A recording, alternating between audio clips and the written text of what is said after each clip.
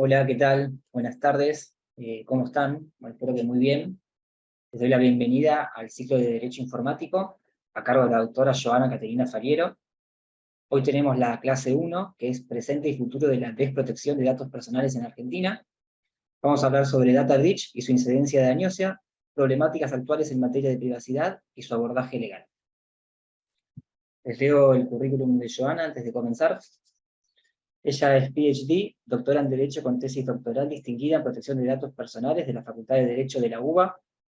especialista en Derecho Informático con programas de actualización en Derecho del Consumidor profundizado y programas de actualización en Prevención Global de lavado de activos y financiación del terrorismo,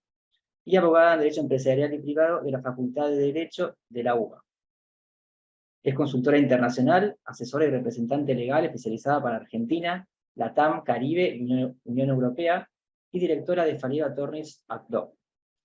También es directora del programa de actualización de posgrado en Data Governance, Data Compliance, InfoSec y Ciberseguridad de la Facultad de Derecho de la UBA.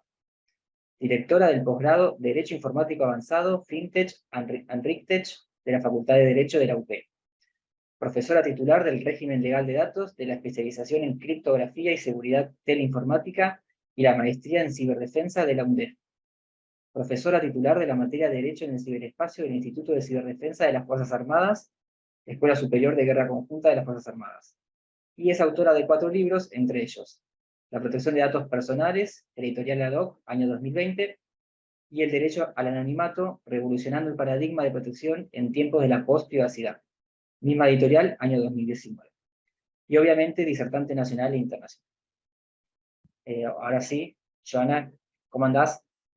Bueno, ¿cómo estás, Federico? Bueno, un placer inmenso volver a reencontrarnos este año. Y junto a Igualmente. ustedes, a todo el equipo de Microjuris, también saludos extensivos a Irene, por bueno, las convocatorias que generan y estos espacios de debate y también de difusión de conocimientos de cuestiones que tanto preocupan y que vienen en franco crecimiento desde el punto de vista de lo jurídico.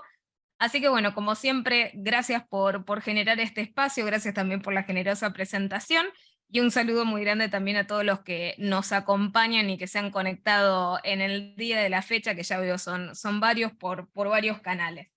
Así que bueno, sin más, comenzamos entonces con la primera charla de este ciclo de Derecho Informático, este nuevo ciclo de 2023, en el cual vamos a estar justamente compartiendo una serie de temáticas relacionadas sobre estas cuestiones relativas al derecho informático, la expansividad en materia de protección de datos personales, ciberincidentes y otras cuestiones también relativas a la protección de los consumidores en los entornos virtuales. Entonces comenzamos esta nueva edición de Masterclass en materia de derecho informático, trabajando el tema del presente y del futuro de lo que vengo a llamar la desprotección de datos personales en Argentina, dentro de lo cual podemos situarnos con un panorama colectivo de data breaches que tienen incidencia absolutamente perniciosa y dañosa sobre la ciudadanía, y por otra parte por las problemáticas actuales que también existen en materia de privacidad y de seguridad de datos y el abordaje legal que tenemos en estas cuestiones. Entonces, sin realizar un poco un salto cuántico, ¿no? A las temáticas relativas a lo que es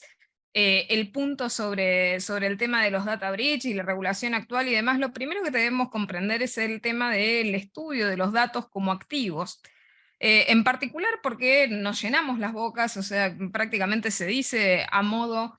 de latiguillo esta cuestión de que los datos son el nuevo petróleo. Ya es absolutamente gastado mencionar esto, o sea, ya estamos claramente en una economía basada en la explotación analítica de datos y de metadatos, y es innegable el valor que hoy día tienen los datos. Por lo tanto,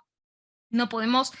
sorprendernos hoy día en relación a estas problemáticas de orden expansivo que tienen que ver con la explotación maliciosa en materia de datos personales. Entonces, sin dudas, los datos son el activo que nosotros tenemos más importante en nuestros días. y claramente necesitamos tomar decisiones específicas que tienen que justamente tener una estructura desde el punto de vista profesional, técnico, jurídico, específico en materia del gobierno de datos para la gobernanza estratégica de los datos y para su gestión de orden documental.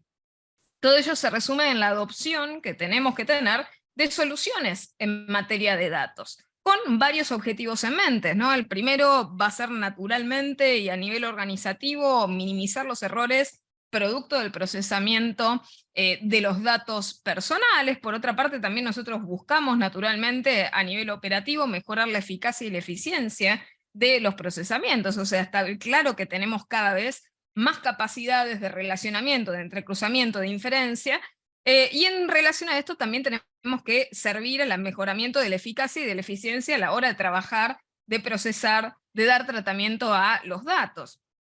Otra cuestión que no es menor y que vemos obviamente cómo esto resulta expansivo desde el ámbito de lo jurídico, desde la perspectiva de lo jurídico, es el hecho de que obviamente quienes realizan procesamiento de datos personales procuran tener cada vez más ganancias. Esto es absolutamente indubitado, es decir, hoy en día las empresas buscan predatoriamente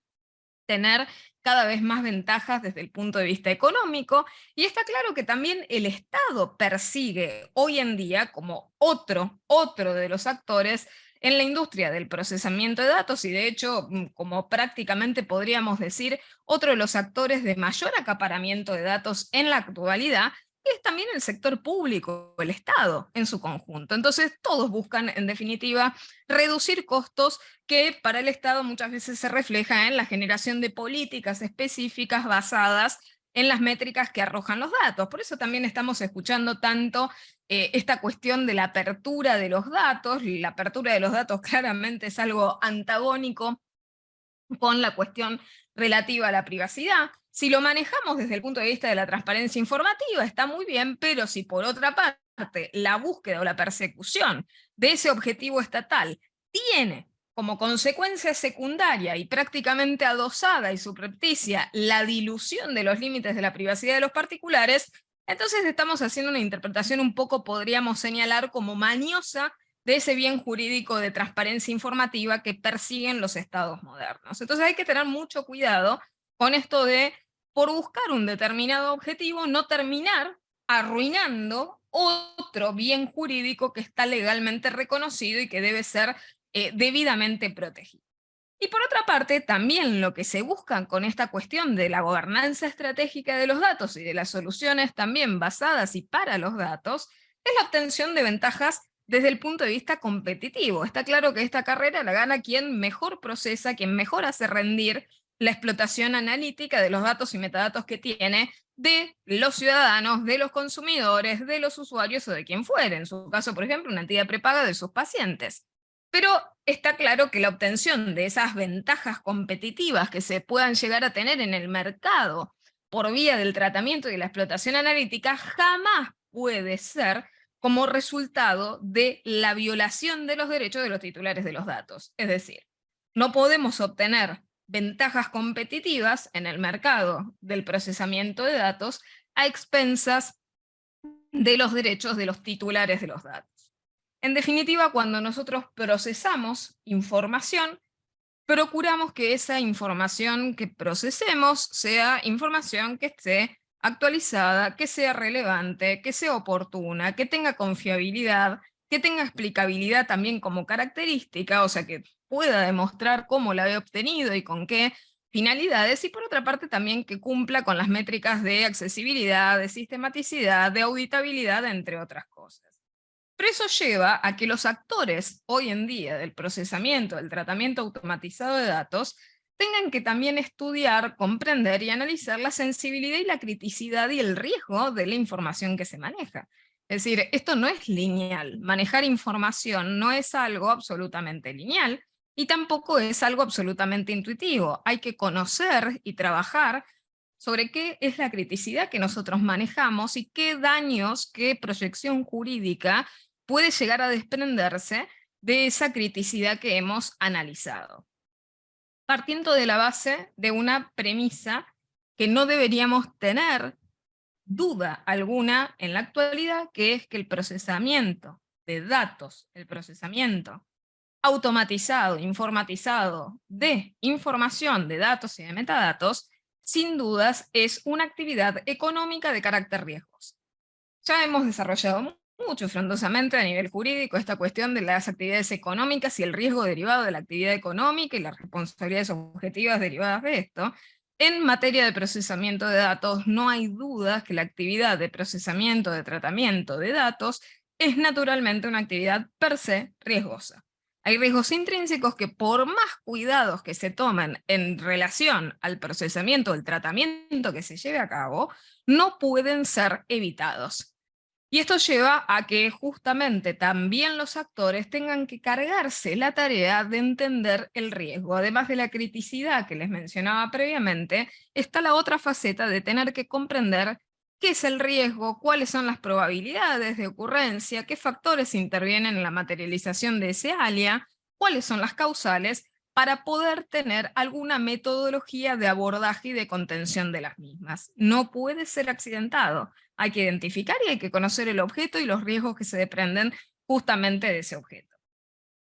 Ahora, cuando se materializa un riesgo, hay correlativamente una afectación a un bien jurídico protegido y ampliamente reconocido. Que en el caso, para lo que estamos estudiando y trabajando nosotros el día de la fecha, es el tema de la seguridad de los datos. La seguridad como concepto jurídico ha tenido su amplio reconocimiento desde, pensemos, su primera mención en nuestra Constitución Nacional, a partir de la reforma del año 94, cuando por primera vez se introduce este vocablo de la seguridad, pero en el marco de lo que es la relación de consumo, artículo 42 de nuestra Constitución Nacional reformada en el año 94, porque antes la teníamos a esta conceptualidad de la seguridad como un derivado natural del principio general de la buena fe de carácter objetivo. Pero bueno, desde el año 94 empezamos a colocarle un nombre a este deber de indemnidad, a esa obligación tácita de indemnidad, que termina teniendo una construcción bastante robusta desde el plano de lo consumeril. Es así como tenemos amplia regulación del deber de seguridad en el ámbito de la regulación de consumo, particularmente en qué situaciones el derecho del consumidor reconoce que hay productos y servicios en nuestro mercado que nosotros podemos adquirir y que en el marco de esas relaciones de consumo nosotros tenemos derecho a que sea respetado ese principio de seguridad, manteniéndonos indemnes tanto en nuestras personas como en nuestras cosas, o sea, frente a los riesgos de orden patrimonial como los riesgos de orden extrapatrimonial. También el derecho del consumidor, y esto tiene una relación con lo que mencionábamos previamente de la cuestión del riesgo extraordinario de la actividad de procesamiento de datos que la convierte en una actividad riesgosa per se, está el hecho de que también existen cosas,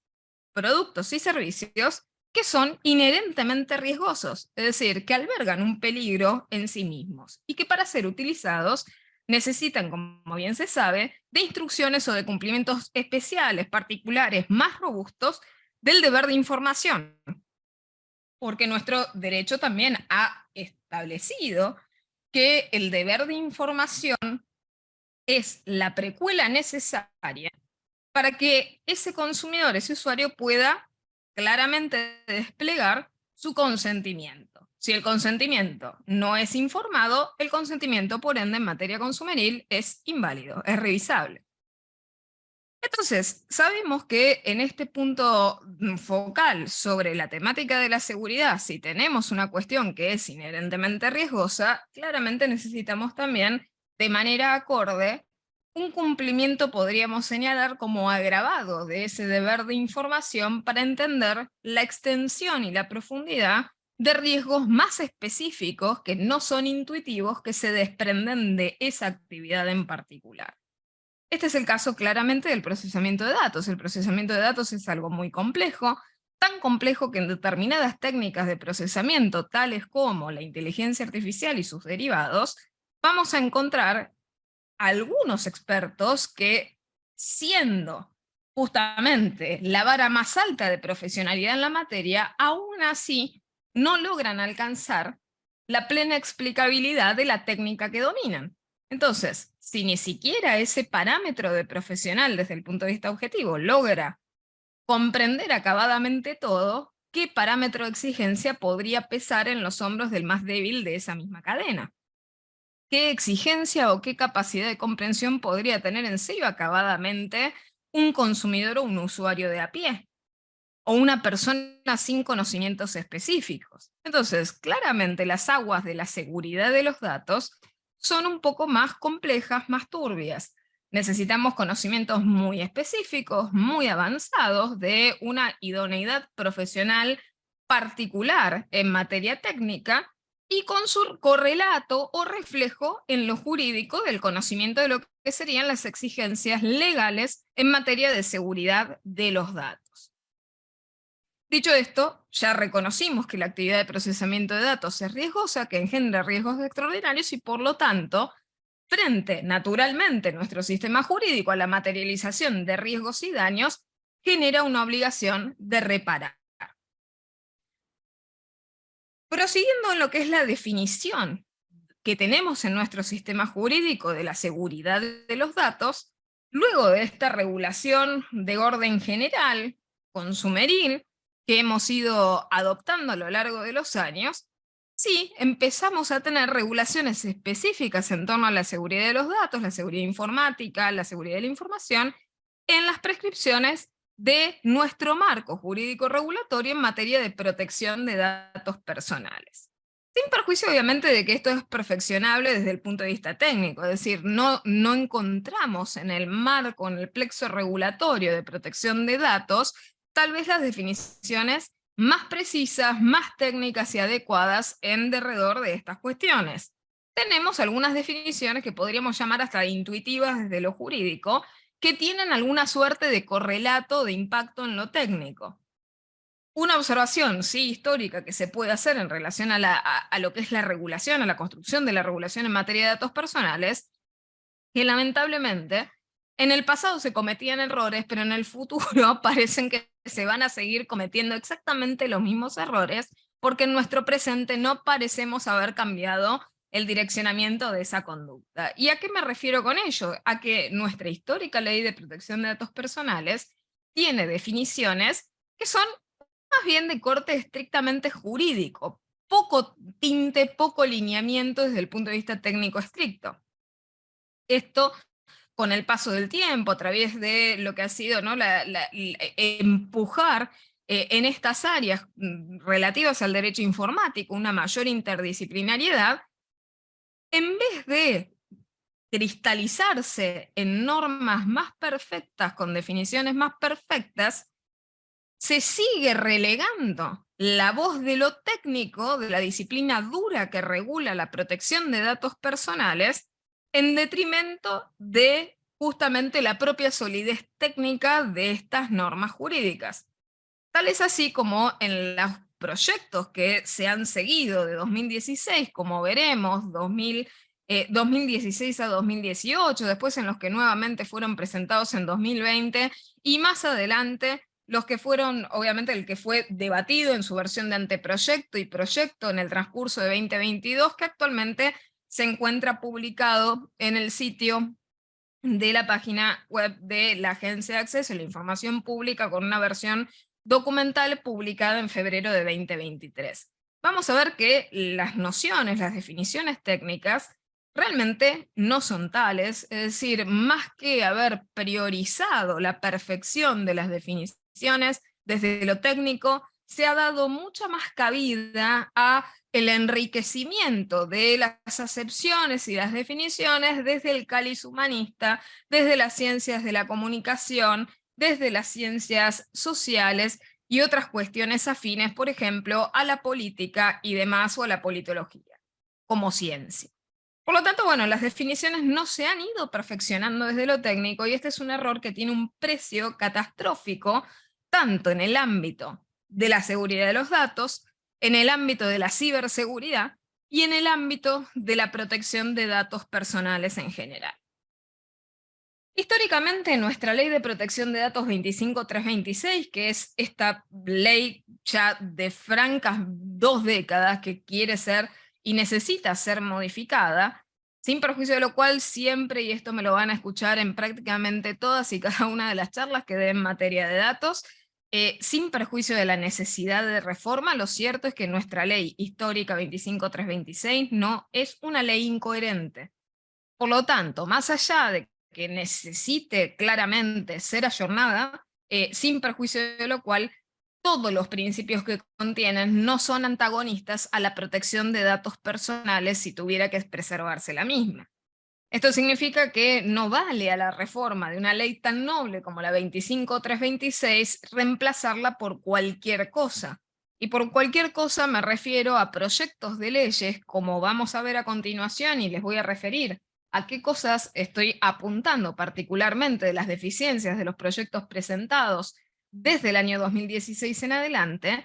que no es lo mismo tener una ley histórica, si bien desactualizada o carente de los lineamientos últimos desde el punto de vista jurídico protectorio, que no sea incongruente con las bases o con la axiología de la protección de datos personales, el tener algo muy fresco, muy reciente, muy actualizado, muy vigente, absolutamente negligente desde el punto de vista de la protección de datos personales. Claramente dentro de ese tipo de opinión yo me quedo con una ley histórica sólida que me va a permitir seguir creciendo en la protección sobre bases sólidas y con principios congruentes con todo el sistema jurídico, a tener un mamarracho futuro muy actual, muy vigente, pero absolutamente conculcatorio de derechos legalmente reconocidos en la actualidad. Entonces, ¿es mejor tener algo nuevo? Sí, siempre y cuando eso nuevo valga la pena. Esa es mi reflexión desde el punto de vista jurídico. La Ley Histórica de Protección de Datos Personales, la 25326, que continúa vigente en la actualidad, tenía en su artículo 9 una definición primigenia sobre qué constituye este principio de seguridad en materia de datos personales. Entre ellos, simplemente para mencionarles la definición, era el tema de la adopción de medidas técnicas y de carácter organizativo, es decir, ese cáliz mixto de medidas de orden técnico y también de orden organizativo, para entender que también el factor humano era relevante, que resultaran necesarias para garantizar ese bien jurídico de seguridad y de confidencialidad de los datos personales, de modo de evitar determinadas conductas que podían ocurrir en relación a esos datos personales, como ser la adulteración, la pérdida, la consulta, el tratamiento no autorizado, y que permitan de alguna forma frenar, evitar todas desviaciones posibles, ya sean intencionales o no, porque puede haber intencionalidad o no en la ocurrencia de estos eventos, en relación a la información, ya sea que esos riesgos, de vuelta, acá también pueden darse dos tipos de situaciones posibles. Los riesgos pueden prevenir de la acción humana de cualquier tipo de agente, interno o externo, o pueden ser propios del medio técnico utilizado para la realización de dicho tratamiento de datos. También en ese esquema histórico, piensen en la primigenia versión 25.326, y en ese ecosistema, años posteriores, se sanciona el primer cúmulo de normas relativas a las medidas de seguridad para el tratamiento y la conservación de datos personales contenidos en bases de datos de carácter público o estatal y privado. Dicho esto, esa disposición, que era la 11 del 2006 de medidas de seguridad, siempre la he criticado porque establecía más bien una seguridad de carácter informático destinada a la protección de los datos, que estaba segmentada en función de la tipología del dato, lo que no es muy despabilado en ese sentido, porque realmente todos los datos hoy en día se sabe bien que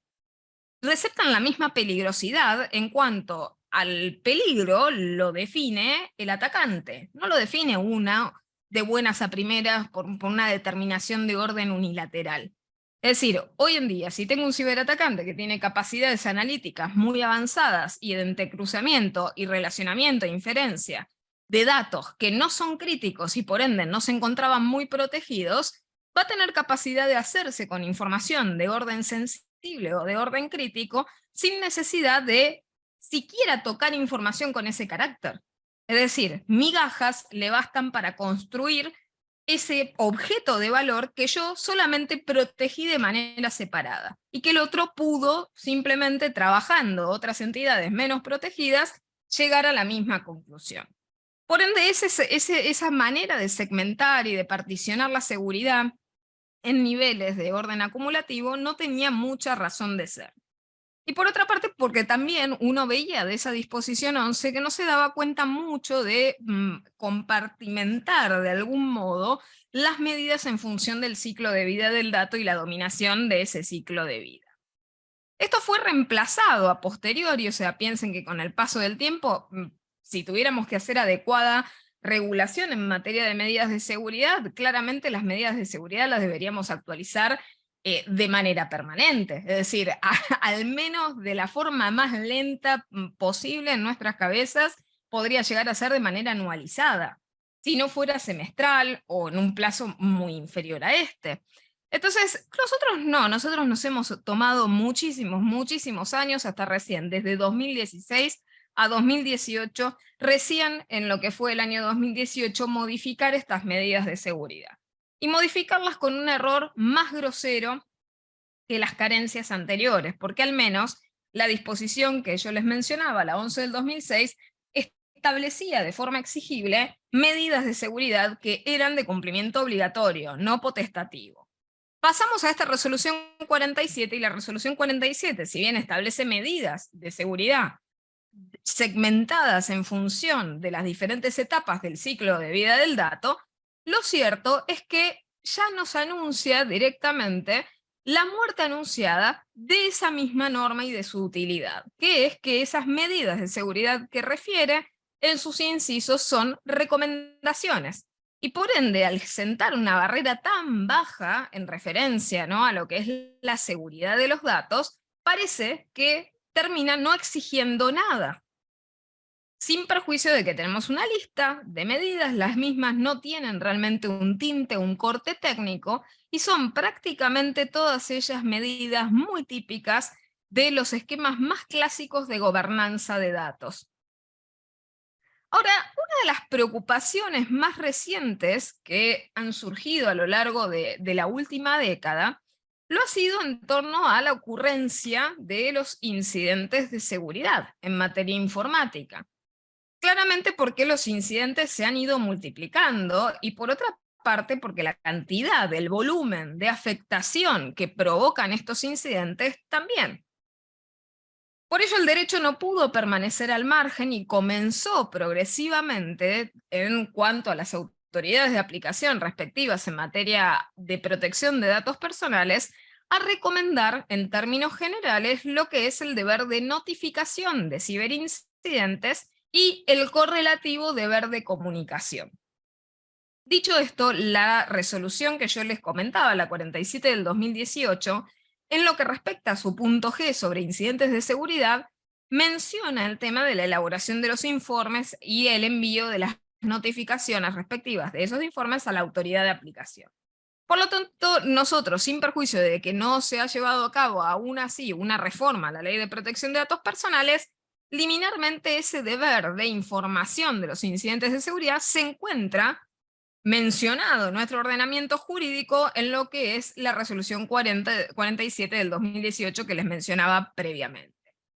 Ahora, sin perjuicio de ello, solamente para mirar un poco el panorama internacional, esa preocupación creciente sobre los ciberincidentes terminó siendo condensada en uno de los cuerpos normativos tal vez de mayor relevancia de los últimos años, que ha sido la actualización del panorama regulatorio regional en materia de protección de datos personales de la Unión Europea, que fue la sanción y la entrada en vigor del RGPD el 25 de mayo del año 2018. ¿Qué sucede con el RGPD? Bueno, se establece para todos estos países y obviamente los países se debieron adecuar a esta obligación, que ya era una muy buena práctica instalada a nivel industrial y recomendada por las autoridades de aplicaciones de los países más avanzados en materia de regulación protectoria en datos, que era el tema de realizar la notificación a la autoridad de aplicación en plazos perentorios para que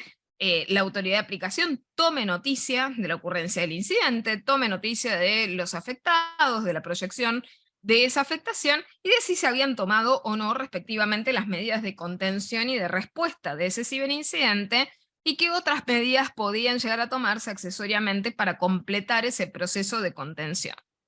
Y por otra parte, el deber de comunicación cuando se pudiera, por su trascendencia y el peso jurídico de la afectación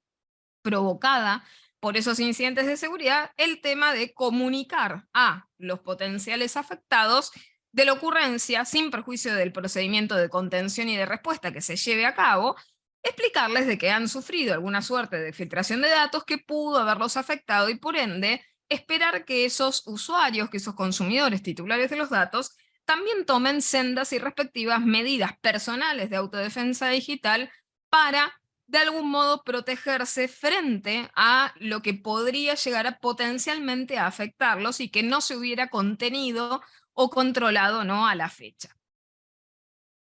En lo que respecta a nuestra historia de intentos de reforma de la regulación en materia de protección de datos personales a nivel local,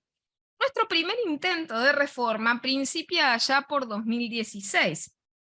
tras lo cual, bueno, a fines del año 2016 se genera un documento sobre sugerencias y aportes recibidos en el proceso de reflexión sobre la necesidad de reforma de la Ley de Protección de Datos Personales. Se publica este documento, luego en febrero del año siguiente se saca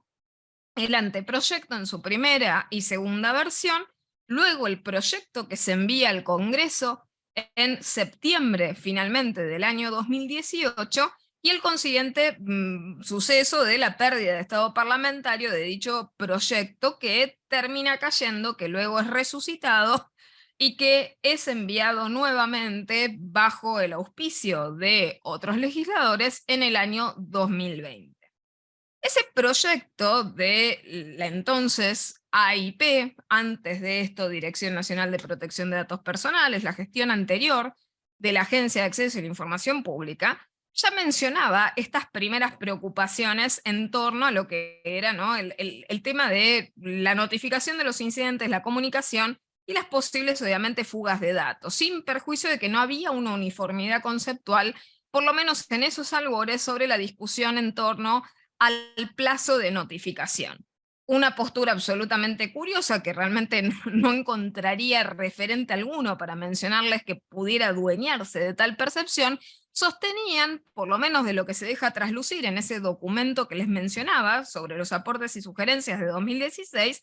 el debate en torno al plazo de notificación, si era conveniente colocar un plazo indeterminado para que los responsables de tratamiento hicieran esa notificación, pero en el plazo que consideraran ellos adecuado, lo cual es una barbaridad. ¿Por qué? Porque la utilidad de la notificación es la perentoriedad del plazo, es ni bien sucede y ni bien vos te enterás, un plazo de 72 horas para proceder a informar adecuadamente, y si uno se excede de ese plazo natural de notificación perentorio, explicar y justificar a la autoridad de aplicación por qué te demoraste en realizar esa notificación. Y claramente, si vos vas sacando información o datos que puedan tener que ver con la ocurrencia justamente de ese ciberincidente,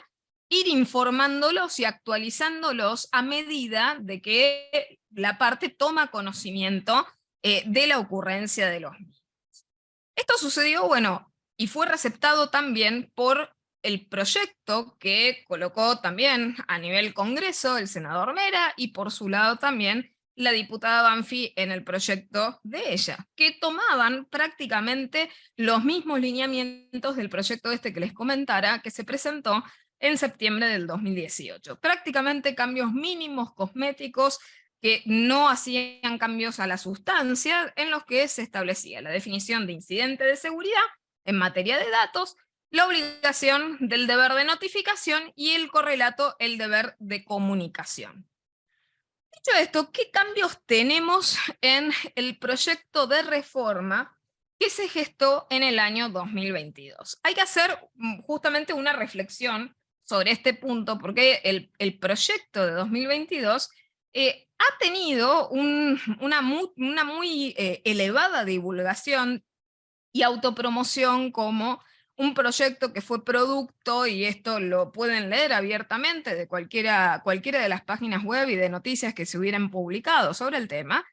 de que ha tenido un proceso participativo, abierto, transparente y demás, cosa que realmente es puesta, por lo menos en tela de juicio, si miramos realmente la realidad de lo sucedido. ¿Por qué? Porque no fue un proceso realmente abierto y transparente. Las reuniones, sin perjuicio de que fueron todas y cada una de ellas conocidas, no fueron reuniones abiertas con participación dinámica e interactividad de ninguna parte del público. Lo que hemos tenido las personas ha sido noticias de la realización, por ejemplo, de las mesas de debate, pero no hemos podido participar en su contenido, y por otra parte tampoco, sin perjuicio de no haber podido interactuar, tampoco fueron transmitidas en vivo y en directo. Por otra parte, tampoco hubo una verdadera consideración en lo que respecta al federalismo, es decir, ya lo he señalado previamente en otros encuentros que hemos tenido también con esta casa editorial, en lo que respecta a la participación y la representatividad de las voces de las provincias, es decir, estamos en un país federal. No se cumple el federalismo simplemente por una transmisión en vivo por YouTube, haciendo creer que esa participación es suficiente por algunos contados representantes de alguna de las provincias y de algunos órganos en los cuales hay participación provincial, y así tampoco se cumple a través de transmisiones en vivo y en directo por sitios web. Es decir, tampoco hay participación dinámica ni representatividad en este punto de vista desde lo federal, y a su vez lo interseccional. Realmente estamos hablando de apertura, de transparencia, de proceso democrático, cuando ¿dónde han estado las diversidad de voces que se alegan? Es decir, no hay interseccionalidad genuina en un proceso en el cual, por ejemplo, no ha habido representación de grupos minoritarios, han habido grupos que son hipervulnerables y que no han sido partícipes en la construcción de ese proceso. Han habido categorías directamente de datos sensibles silenciadas, han habido derechos que son ampliamente reconocidos y que merecían tener su oportunidad en un proyecto tan reciente de intento de reforma de algo tan importante como es la protección de datos personales, que increíblemente no fueron incluidos. Es decir, derechos como el derecho al olvido digital y otras cuestiones que también se podían haber establecido, como la autodeterminación informativa dinámica, el derecho al anonimato y a la anonimización en determinadas situaciones, brillaron por su ausencia y han tenido, de hecho, oportunidades perdidísimas de haber podido sido reincluidos en el texto. Es decir, en la revisión del proyecto, en lo que fue la publicación del anuncio de lo que se iba a hacer del anteproyecto, el sometimiento a la consulta pública del mismo, se resumieron absolutamente una cantidad abismal de aportes, de sugerencias, de forma totalmente devaluada, sin utilidad alguna y en detrimento de todo el proceso, haciendo del mismo una burla para la ciudadanía. Entonces se perdió la oportunidad no solamente de incluir esos derechos, sino aún de habiéndolos, y pensémoslo con toda la inocencia del mundo, habiéndolos excusablemente olvidado, de poder incluirlos en la versión definitiva del proyecto. No se hizo, nada se hizo al respecto, y este es un costo muy elevado que va a obtener la protección de datos personales en caso de que un proyecto de estas características prospere. Tema sobre el cual voy a volver, pero en los puntos salientes que hacen a lo que nos convoca en el día de la fecha. Con este proyecto de 2022 se establece la definición de incidente de seguridad en materia de datos personales en el artículo 2. En el artículo 20 se establece el principio de seguridad de datos personales, y con un grave error desde el punto de vista conceptual. ¿Por qué? Porque de vuelta sujeta de manera absolutamente circular la adopción de medidas y de administración de los riesgos en materia de seguridad a determinadas categorías y cuestiones que no definen ni tampoco tienen ningún tipo de relación de causalidad con la probabilidad cierta de ocurrencia de un ciberincidente. Les doy un ejemplo. Dice el artículo de manera acertada, ¿no?, según su estructura de razonamiento, que para el cumplimiento de este principio de seguridad de datos personales al cual debe acogerse el responsable de tratamiento, tiene que adoptar un sistema de administración de riesgos asociados y tomar en cuenta las categorías y el volumen de los datos personales, la probabilidad de riesgos el estado de la técnica, las mejores prácticas, los costos de aplicación, de acuerdo a la naturaleza, alcance y contexto. Y dice, en relación a la adopción de medidas, algo que también el proyecto cree como acertado, es la adopción de medidas aplicables a los datos personales, teniendo en cuenta una determinada serie de factores, entre ellos el riesgo inherente por el tipo de dato personal, el carácter sensible de los datos tratados, el desarrollo tecnológico, las posibles consecuencias de un incidente de seguridad para los titulares de los datos, e inciso E, algo muy curioso, los incidentes de seguridad previos ocurridos en los sistemas de tratamiento. Según el razonamiento bizarro de esta autoridad de aplicación, evidentemente, el no haber sido víctima de ningún ciberincidente de manera previa es garantía de que uno tiene ciertamente una muy buena ciberseguridad. Lo que absolutamente no es regla de la industria. ¿Por qué? Porque uno puede pasar y atravesar una vida corporativa, por ejemplo, de manera ilesa, porque hubo simplemente desinterés de atacar esa determinada empresa.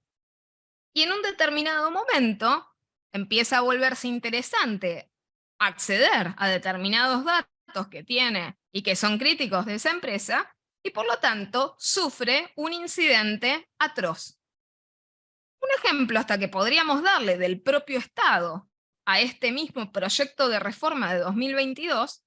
es, si nosotros pensáramos que RENAPER históricamente fue una entidad absolutamente cibersegura porque nunca antes había tenido ningún ciberincidente y por ende no tenía que ajustarse el cinturón de seguridad porque claramente antes funcionaba muy bien, la fuga masiva de datos que tuvo de manera posterior es absolutamente excusable, porque si nunca tuvo ningún incidente antes, el incidente que tuvo luego no es relevante. Y tampoco es evitable. Ahora, si ese incidente único que has tenido es catastrófico, no es excusable que nadie se haya preparado con medidas preventivas, precautorias, proactivas, para evitar la ocurrencia de cualquier futuro ciberincidente. Porque el haber tenido no ciberincidentes en el pasado no es óbice para la realidad de que puedes seguir teniendo o teniendo aún peores ciberincidentes en el futuro, con independencia de si los tuviste o no los tuviste antes. Es un estado absolutamente dinámico. Por otra parte, también establece esta cuestión de que el responsable encargado de tratamiento deba evidenciar que las medidas adoptadas o implementadas eviten la materialización de los riesgos asociados. Más que generar un sistema probatorio bizarro sobre la utilidad de medidas de seguridad cibernética, convendría que la autoridad de aplicación, si sabe algo, establezca medidas técnicas idóneas como exigibles para cumplir con estos deberes. Porque el estado actual del arte en materia de ciberseguridad tiene medidas idóneas específicas para este estado actual del arte. Por lo tanto, no es accidental y no es una cuestión probatoria específica de cada caso individual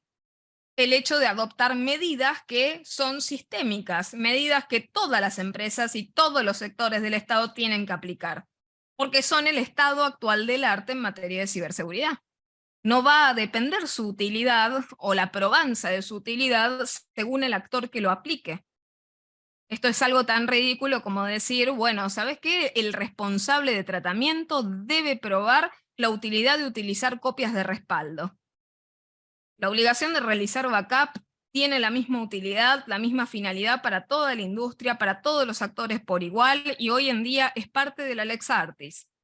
No puede ser excusable no cumplir con la misma. Y por otra parte, aunque se la cumpla, no va a variar el justificativo del cumplimiento de un actor a otro. Por lo tanto, es una pérdida innecesaria de tiempo. Y luego prosigue realizando algunas indicaciones en torno a lo que es la utilización de datos para fines estadísticos y demás, hablando de que cuando se pueda se va a procedimentar la anonimización o la pseudonimización de los datos, lo que también es grisáceo en cuanto a la redacción de este artículo. Finalmente regula la notificación de los incidentes de seguridad en el artículo 21, otorgando un plazo de 72 horas. Y dicho esto, dentro de este mismo artículo 21 también establece el deber de informarle al titular del dato sobre el incidente en lenguaje claro y en lenguaje sencillo, y si no, en su caso, en el defecto de no poder realizar esa comunicación de manera individual, hacerlo de manera pública a través de una comunicación de forma colectiva de tipo público. Y dicho esto, también establece la enunciación de qué contenidos mínimos tiene que tener esa información que se le brinde al título. En términos generales, en materia de fuga de datos está claro que como otro subtipo, o sea, dentro de lo que es la categoría de los ciberincidentes, las fugas de datos, los data breach o security breach, generan realmente estragos. Es decir, hoy en día tenemos una cibercriminalidad muy creciente, cada vez hay más cantidad de incidentes y dentro de estos incidentes cada vez hay incidentes más críticos, más pesados, o sea, que causan peores consecuencias desde el punto de vista de la exfiltración de datos. Y es por eso que desde lo jurídico, nosotros debemos empezar a dar cuenta de que tenemos que exigir con claridad, más allá de que la norma lo haga o no lo haga de manera adecuada, lo defina o no lo defina, tenemos que entender que hoy en día las exigencias jurídicas en torno a las temáticas relativas a ciberincidentes y por ende a las fugas de datos, giran en que tenemos que cumplir con la responsabilidad de carácter proactivo. Naturalmente tenemos que operar antes de que las cosas ocurran, sin perjuicio de los cumplimientos claros, legales, que ya debemos realizar de manera precontractual, contractual y postcontractual. O sea, sí o sí tenemos que actuar de manera proactiva, de manera preventiva y de manera precautoria.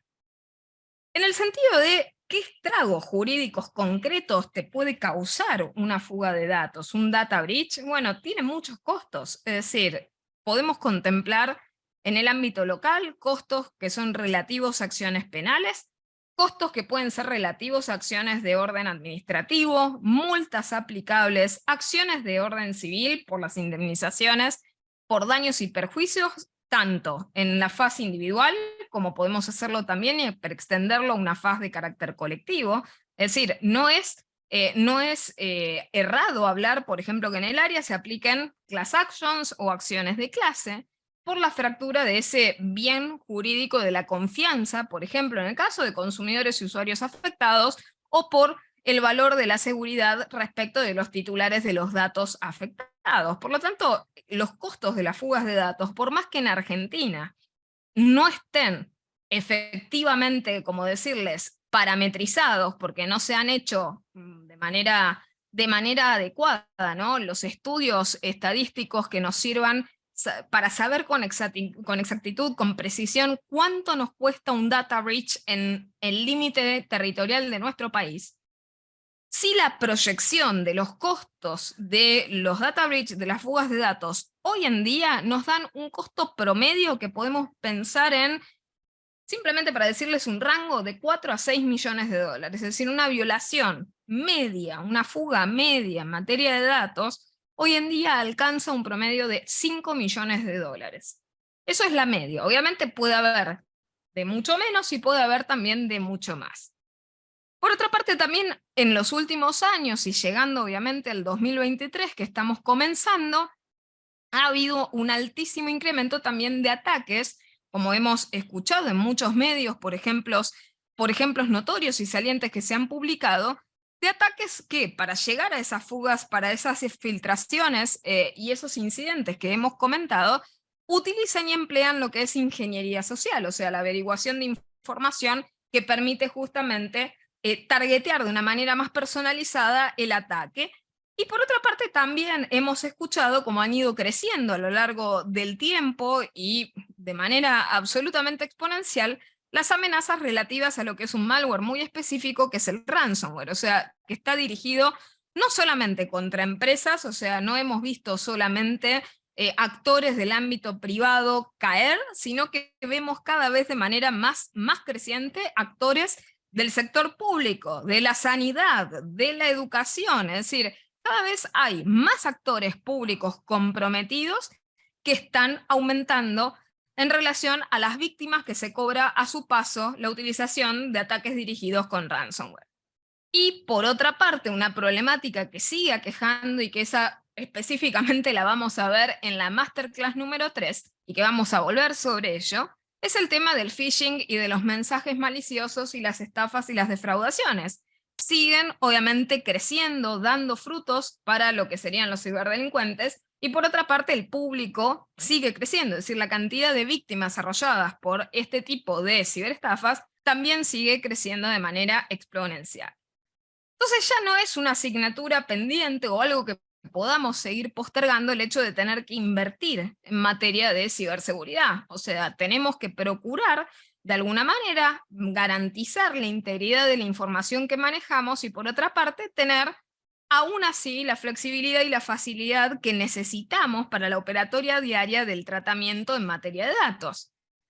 Y ya hemos visto que el compliance normativo que tenemos que hacer en materia de datos, o llamado data compliance, también es muy relevante. Es decir, hay regulaciones internacionales, hay regulaciones de orden local y también las hay desde el punto de vista del soft law. Hay certificaciones, hay también exigencias propias de la industria y buenas prácticas y mejores prácticas de la industria. Por lo tanto, no es un área desregulada, es decir, la seguridad de los datos tiene realmente lineamientos bien precisos y que requieren ser abordados por las estrategias jurídicas que tomemos para ese abordaje desde un punto de vista sólido interdisciplinar. E interdisciplinar no me refiero a sustitución disciplinar, sino interdisciplinar desde la arista de lo técnico estrictamente y desde la arista de lo jurídico. Ahora, ¿cómo hemos estado pasando hacia este escenario de reforma, hacia lo que yo digo en la instalación de ese paradigma de desprotección? Es que nuestro contexto, desde el año 2020 en adelante, es decir, luego de la pandemia 2022 y obviamente como estamos arrancando el 2023, no es prometedor. Tenemos un contexto con una autoridad de aplicación en materia de protección de datos personales que no tiene una edad profesional absolutamente específica del campo, es decir, pertenece a otras disciplinas que no son ni jurídicas ni técnicas relativas a la protección de datos personales. Por lo tanto, vemos promiscuamente protegidos a los datos. Por otra parte, tras este derrotero de intentos de reforma que hemos evidenciado y sobre los cuales hemos charlado, no fue absolutamente ninguno de estos intentos, ni el anterior enmarcado en el proceso Justicia 2030, ni el actual que atravesamos el año pasado durante 2022, ninguno de esos dos procesos fueron a la fecha verdaderamente transparentes, verdaderamente abiertos, ni participativos, ni federales, ni interseccionales. Y mucho menos podemos esperar un provechoso futuro de la protección de datos personales con proyectos de normas que subviertan la teleología protectoria de nuestra ley de protección de datos personales. Entonces, hay que tener en cuenta que ese torcimiento poco disimulado que se tiene hacia los favores y los intereses de una industria muy pujante, muy celosa del resguardo económico de todo lo que hace, claramente termina desluciendo lo que es la parte desde lo jurídico, desde los datos, que tiene que ver con la protección que merecen los mismos y la tutela a lo que es la autodeterminación informativa de los titulares de los datos. Entonces, nosotros pasamos históricamente de un marco regulatorio en materia de datos personales cuyo eje era la protección de datos personales enfocada en el sujeto titular del dato personal, y estamos migrando lentamente hacia una mal llamada ley de protección de datos personales que tiene el eje en la actividad de procesamiento automatizado de datos con el fin de resguardar los intereses del responsable de tratamiento en detrimento de los intereses de los titulares de los datos. Claramente esto no es justo y no es tampoco adecuado desde lo jurídico. Esto termina erosionando y generando un paradigma y un marco jurídico de desprotección de orden sistemático de los datos personales y también de los derechos de los titulares de los datos. Esa erosión que vemos en este ecosistema del valor, del rol, de la relevancia, de la preponderancia del consentimiento informado como instituto para los titulares de los datos, y el emplazamiento, el reemplazo de ello, de bases legales para el tratamiento, dentro de las cuales está justamente el resguardo a la voluntad del responsable de tratamiento en reemplazo del consentimiento informado del titular, es algo que no deberíamos permitir bajo ningún supuesto. Es decir, esa protección de lo que es llamado interés legítimo, que en el proyecto de 2016 tenía otro nombre, es decir, hablábamos de consentimiento tácito de 2016 a 2018 y 2020, hablábamos del consentimiento tácito más interés legítimo, ahora solamente hablamos de interés legítimo, no es menos lesivo. Cambiar las palabras, pero que el significado sustrayente sea exactamente el mismo. Entonces, ese interés legítimo que se está protegiendo quita de la ecuación al titular del dato y a su autodeterminación informativa, por más que se verbalice que las intenciones de la norma son proteger esa autodeterminación informativa. Hoy en día cada vez tenemos también, por otra parte, más y más informes sobre las violaciones de datos. Es decir, también tenemos mucha más claridad y mucha más transparencia en torno a la ocurrencia de ciberincidentes. Pero en lo que respecta a lo que son las brechas de seguridad, lo que también vemos es alguna suerte, como decirles, de proceso de anestesia por parte de la población en general, de la ciudadanía, porque al escuchar de forma tan asidua la ocurrencia de ciberincidentes, muchas veces las personas se preguntan, bueno, ¿cuáles son los efectos perniciosos? Es decir, frente a la intangibilidad de lo que se comenta, a veces es muy difícil para el ciudadano de a pie identificar la tangibilidad de los daños que pueden materializarse o de las amenazas y las, obviamente, riesgos a los cuales está expuesto. Por otra parte, también tenemos otro gran ecosistema en el cual existe una reticencia generalizada por parte de la propia industria del procesamiento de datos de publicitar, de transparentar las malas prácticas que tienen y por ende las consecuencias en los casos en los que son víctimas de fugas de datos o ciberincidentes. Entonces también tenemos otros actores que luchan en contra de esa transparencia informativa de ese ecosistema. ¿Y qué conclusión arribo en relación a el tratamiento que merece dentro de lo que es la gestión de ciberincidentes, el tema específico del data breach o de la fuga de información? Es que la fuga de información es un fenómeno complejo muy específico y que de hecho es, como siempre señalo, el ciberincidente característico de la protección de datos personales. Es decir, si tenemos que hablar cuál es el incidente más catastrófico en materia de protección de datos personales, el ciberincidente que merecería una regulación de orden autónomo, es justamente este fenómeno de los data breaches. Hay definiciones que nos proveen, por ejemplo, las normas ISO sobre qué es una fuga de información, qué es un data breach. En nuestro ordenamiento jurídico no tenemos tales definiciones. Y por otra parte, también cuando tenemos noticias de los data breach, no se hace un foco realmente central en torno a qué es lo que se protege en el fondo. Es decir, la importancia de los datos. Lo único que escuchamos en las noticias es se han afectado X cantidad de registros, sin entender la sustancia que detrás de cada uno de esos registros hay un titular del dato afectado de manera concreta, un daño concreto que debería ser atendido y que merece respuesta. Entonces, progresivamente, con todas estas sumas de indiferencias existentes en el sistema, ya sean intencionadas o no, buenas o malas, lo cierto es que parecemos esquivar el fenómeno de los data breaches y no queremos ocuparnos de ello.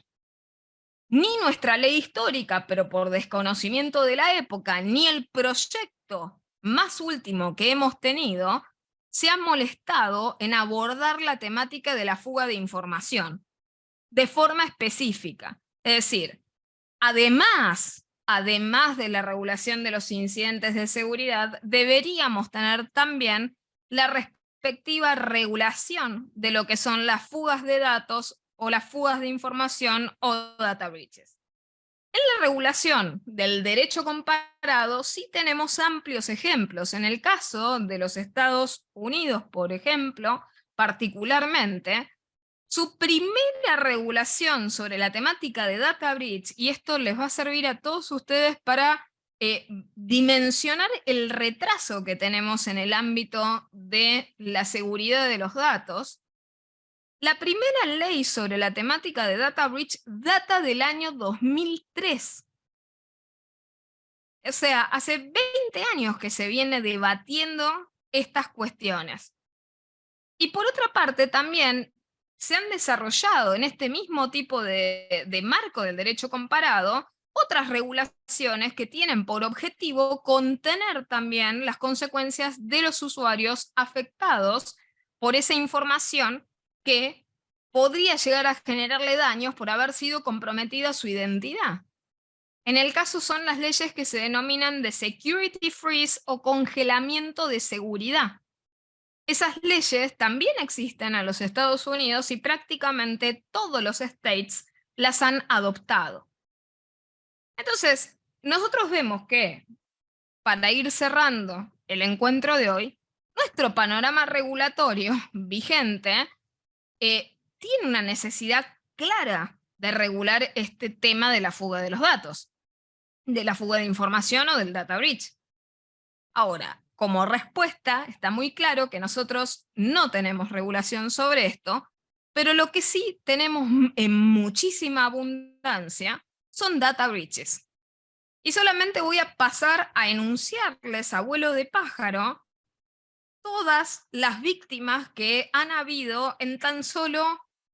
un plazo de 3 años, 4 años, 5 años, 6 años, absolutamente salientes en estas cuestiones. Han oído de, seguramente, la Dirección Nacional de Migraciones, el RENAPER, IOFA, Policía Federal, Poder Ejecutivo de la Provincia de San Luis, Fibertel, Telecom, el Ministerio de Salud de San Juan, Cencosud, la Agencia Nacional de Seguridad Vial, la página web de APSA, el Ministerio Público Fiscal de Cava, el Senado de la Nación, el Poder Judicial de la Provincia de Chaco, Mercado Libre y Mercado Pago, Globant, la Transportadora de Gas del Sur, el Sistema de Recarga SUBE, Artear, el Hospital Perrando de Chaco, el Hospital Garrahan, la Corte Suprema de Justicia de Buenos Aires, el Hospital Municipal Lucero de Bahía Blanca, el Poder Judicial de Córdoba, el Poder Judicial de Neuquén, el Poder Judicial de Santa Cruz, Legislatura de Cava, Ministerio de Economía, la Autoridad del Agua de Provincia de Buenos Aires, Aerolíneas Argentinas, Ministerio de Salud y los datos del censo, más los data breaches de este año. Vamos pisando Municipalidad de Dolores, Municipalidad de Pergamino, Fuerza Aérea, Visa Argentina, el Grupo Albanesi, la Segunda Aseguradora, y todo esto sigue. Si quieren molestarse, pueden mirar en redes sociales un buen raconto y una buena cronología realizada por ello del especialista en seguridad informática, Mauro Eldridge, que va posteando justamente las novedades desde los diversos foros de estos actores de amenazas, donde se publica justamente las noticias del ofrecimiento de la venta de las bases de datos. Todos estos actores que mencioné fueron actores atacados y fueron actores afectados por sus sendos data breaches. No pensemos en el origen de ese data breach, si ha sido por un ciberataque, si ha sido por ransomware, si ha sido por phishing, si ha sido por X. La realidad es que todos ellos han caído. Y esa grandísima cantidad de incidentes,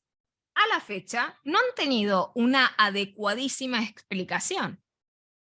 No todos han tenido resolución, no todos han sido muy claros y transparentes en cómo se han abordado, y esto es algo necesario para nuestra población, es decir, la ciudadanía reclama las respuestas claras sobre qué sucede con nuestros datos. Pero parece que al Estado no le importa, por un lado, ni la ciberseguridad, y por el otro lado tampoco le importa la regulación y la protección de los datos personales. Entonces, para cerrar el encuentro de hoy, unas últimas reflexiones. O sea, nosotros podemos tener el mejor proyecto o más reciente y más fresco proyecto en materia de protección de datos personales, que si nosotros no reconocemos en ese proyecto, en esa regulación, el derecho al consentimiento informado y a la autodeterminación informativa, y si podríamos proteger el consentimiento informado dinámico y autodeterminación informativa dinámica mejor, no vamos a encontrar una verdadera protección en materia de datos. Y si nosotros diluimos de manera tan sistemática y de manera tan velada todos los límites de la privacidad de datos, y tenemos autoridades de aplicación que vuelcan su vista hacia el costado para no pronunciarse sobre las violaciones sistemáticas que existen en materia de privacidad, tanto por actores públicos como por actores privados, no vamos a tener de ninguna manera seguridad de datos posibles, porque la privacidad tiene un correlato en la seguridad informática. Si nosotros no cumplimos con la privacidad, no vamos a poder tener nunca un bien jurídico, seguridad bien protegido. ¿Y de qué nos sirve también tener un esquema sancionatorio con multas actualizadas, por ejemplo, como el que se pretende, si nunca va a haber ninguna situación violatoria, porque en el fondo no existe consentimiento informado? Si vamos a poder hacerle presumir la voluntad al más fuerte de una relación asimétrica, la pregunta jurídica es ¿cuándo se va a generar una situación jurídica de violación a la ley? ¿Cuándo se va a trabajar con un dato de manera ilícita si prácticamente el que determina si es lícito o no es el propio responsable de tratamiento? Y por ello, si seguimos en ese paradigma autoimpuesto de desprotección de sistemática de nuestros datos y de la autodeterminación informativa y de dilución de nuestros límites de la privacidad, también vamos a ver cómo otros actores del sistema también terminan apoyando de manera velada, a través de sus propias negligencias, los intereses de ciertos sectores que deberían justamente criticar y controlar. Es decir, en nuestro ecosistema, por ejemplo, en el ámbito consumeril, ese es el rol de control que tienen las asociaciones de consumidores, que han servido también para proteger, para resguardar los intereses de los consumidores y usuarios. Bueno, en el ámbito del derecho informático, en el ámbito de las cuestiones relativas a la protección de los intereses de los titulares de los datos, de los ciudadanos, de los internautas, en definitiva, muchas veces las organizaciones del tercer sector cumplen justamente ese rol de defensa de los derechos digitales de esas personas. Ahora, si tenemos organizaciones que tienen conflictos de interés y que muchas veces son más amigas de las autoridades de aplicación con visiones sesgadas o más amigas de las corporaciones o destinadas a disimular intereses corporativos, entonces no vamos a tener realmente una protección segmentada de diferentes actores o partes interesadas involucradas que protejan de manera cabal los intereses de la ciudadanía a la que representan. Entonces, si en una mesa, por ejemplo, de participación para debatir cuáles son justamente los lineamientos protectorios que tiene que tener una ley, tenemos a una autoridad de aplicación que desconoce la materia, acompañada de exponentes del ámbito privado, por lo tanto, que defienden fielmente intereses corporativos, representantes del tercer sector que también participan en entidades de carácter corporativo, por lo tanto también tienen un conflicto de interés. Y luego, organizaciones no gubernamentales que también en definitiva realizan críticas tibias, pero nunca, nunca apuntan reales fallas de ese tipo de materias y que no se enfrentan a las temáticas que desprotegen verdaderamente a los titulares de los datos, sino que más bien comulgan en foros y con intereses del sector corporativo y del sector administrativo. Claramente tenemos una sobrerepresentación de los mismos intereses y absolutamente silenciada la ciudadanía entera, que no tiene ninguna representación de ninguno de sus intereses, y es por eso que estas cosas prosperan y llegan a los puntos tan avanzados que llegan sin que la ciudadanía siquiera se entere de lo que sucede y de lo que va a pasar en función a la cristalización de estos intereses en la sublimación posterior de sus derechos. Por eso, simplemente la última reflexión en esto. Las leyes no son meros objetos de contemplación, no son meros objetos de estudio. Cuando nosotros debatimos leyes tenemos que entender que hay una trascendencia jurídica, hay un impacto jurídico cierto de la norma que deriva en los afectados. las leyes para nosotros como abogados son herramientas de trabajo. Con una norma que vulnera derechos, vamos a tener que dar explicaciones y vamos a tener que buscar otras herramientas de trabajo que nos permitan de alguna manera velar por esos derechos que nos encomiendan nuestros clientes. Mientras que otras disciplinas blandas como la sociología, la política, la comunicación social, la politología, van a poder seguir observando contemplativamente las consecuencias de la aplicación o no de una mala norma, la construcción conceptual de una norma defectuosa. En el caso nosotros vamos a tener que aplicar y trabajar concretamente con esas herramientas de trabajo. Y vamos a ver personas reales de carne y hueso con derechos silenciados que han sido legalmente reconocidos con el paso del tiempo y que en la actualidad estas personas están perdiendo a pasos agigantados. Las normas en materia de protección de datos personales y de seguridad de datos fueron concebidas para proteger a los titulares de los datos. Si no, la ley de protección de datos personales se llamaría ley de industria del procesamiento de datos. No tiene esa intencionalidad. Detrás de las normas, como les digo, hay leyes. Detrás de las normas, esas leyes se aplican a personas. Y esas personas merecen justamente protección adecuada. Para que la protección adecuada llegue, necesitamos asesoría técnica profesional específica, desde lo tecnológico y desde lo jurídico. No puede ser que las normas en temáticas relacionadas, por ejemplo, a lo que son incidentes de seguridad en materia informática, como lo hemos visto hasta el momento, solamente sean vistas a través de la lupa de las disciplinas blandas. En el plano de lo tangible, eso nos lleva a no tener respuestas, es decir, solo tenemos observadores no técnicos sobre fenómenos técnicos. Cuando pedimos explicaciones sobre un ciberincidente de porte, de gran pérdida o de gran exfiltración de datos, ¿qué tenemos? Respuestas blandas sobre cuestiones concretas de orden técnico. Entonces, no podemos perder ese punto de vista y dejar de lado lo que merecemos realmente como ciudadanos y lo que merecemos como operadores jurídicos de derecho, tras siquiera los egoísmos protagónicos de ciertos actores a nivel administrativo, a nivel político y demás, que se esconden detrás de números mañosos de estadística que no reflejan absolutamente nada. Solamente para darles un reflejo, sin perjuicio de que esto lo vamos a hablar muy extensivamente en la Masterclass número 2, a la cual obviamente los invito a que nos sigan acompañando. Vamos a charlar en la Masterclass 2 sobre ciberincidentes e inseguridad informática. Para darles solamente un dato, una nota de a qué nos enfrentamos, en el último estudio, o sea, en el informe del equipo de respuesta ante incidentes informáticos de nuestro país, en el año 2022, es decir, en este año que transcurrió,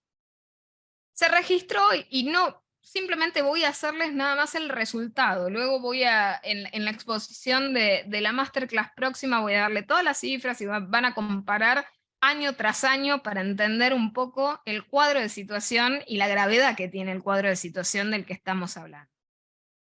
Solamente les voy a derivar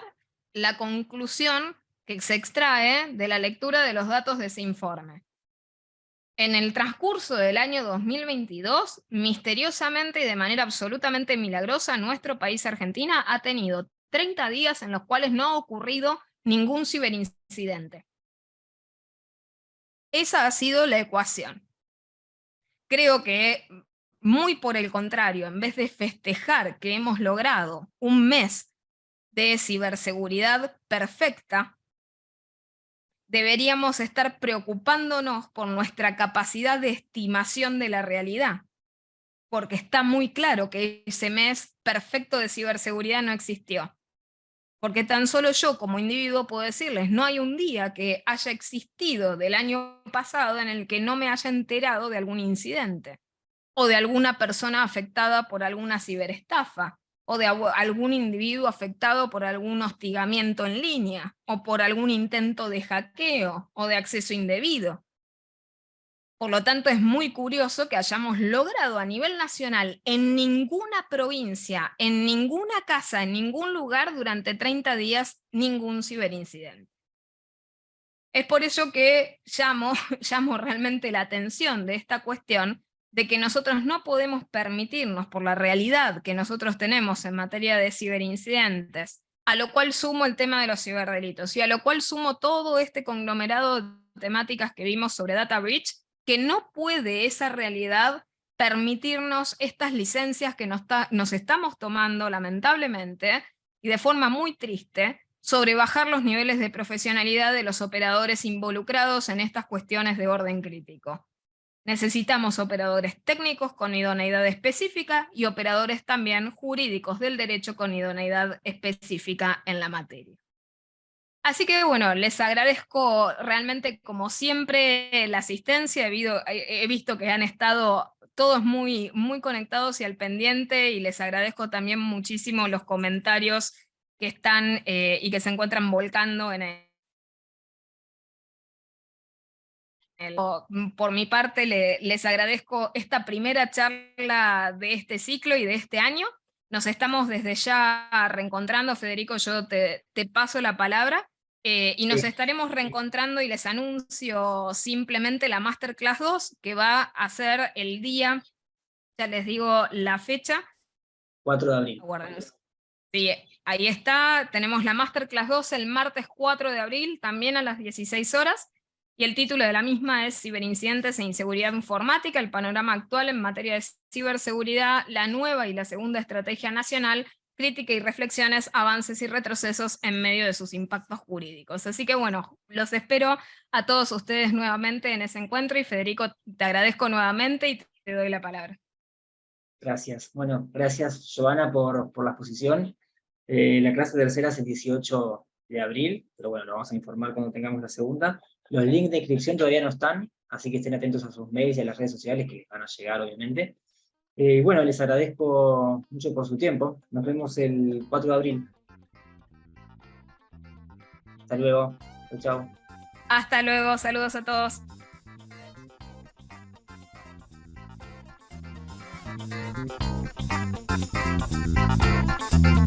Thank you.